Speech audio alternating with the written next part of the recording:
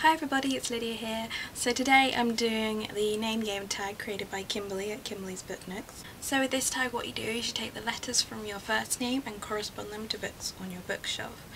I've changed this a little bit slightly, but you'll see why in a second, so let's get started. So the first letter of my name is L, which happens to correspond, out of total coincidence, with the first letter of my favourite book of all time, The Lord of the Rings by J.R.R. Tolkien. So I first read this when I was about 7 or 8 years old and I've been in love with it ever since. I know they've made movies of it, I've seen them and they're great, they're wonderful, but honestly if you haven't read the books, do, because for me, whether intentionally or not, I compare every single fantasy book to it, because it is that perfect, and I suggest that everyone reads this at least once in their life because nothing else comes close for me. So the next letter is Y. Now, I looked through my entire book collection and I couldn't find a single book beginning with Y that I have read.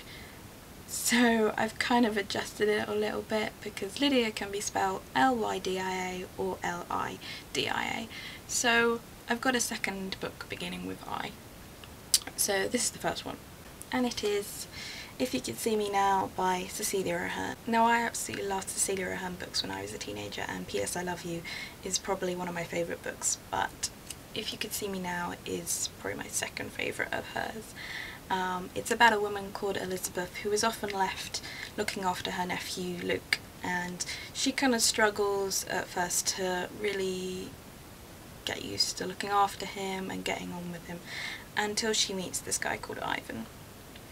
And it's about kind of how he helps develop her bond with Luke. But there's something a little bit weird about Ivan, and as with a lot of Cecilia's books, there is a sort of touch of the unexpected about him, let's say that.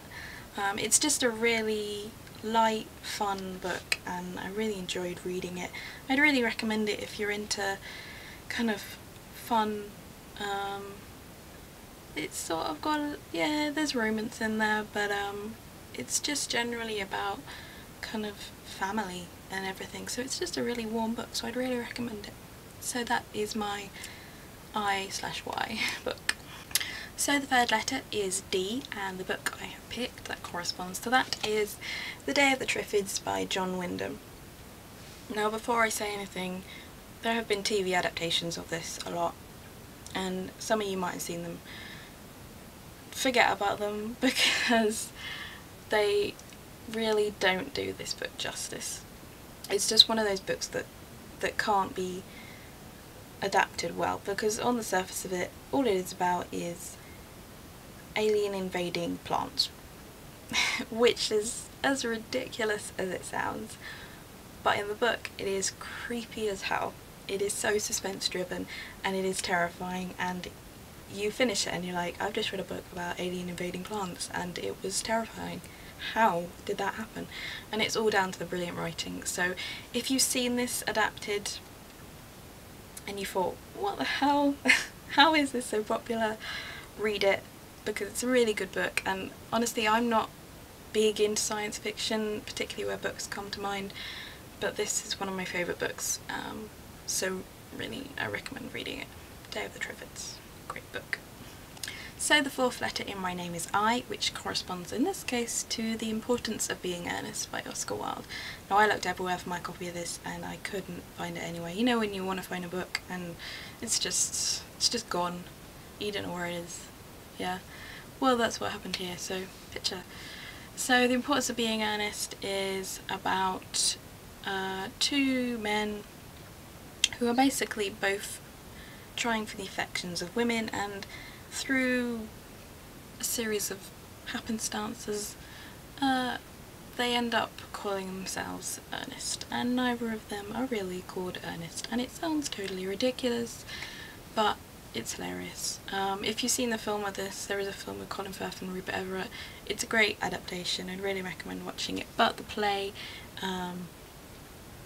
is even better, so read that. Yeah, that's all I had to say on that one.